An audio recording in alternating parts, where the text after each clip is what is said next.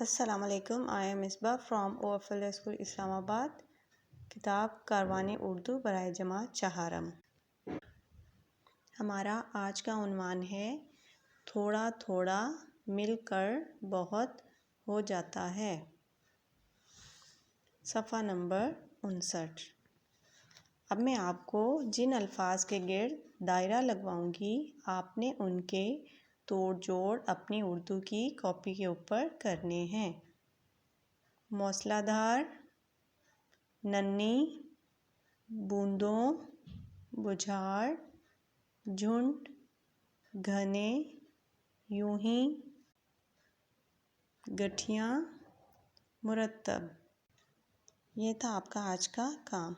If parents have any help, you can contact on this number 031284478860. Thank you.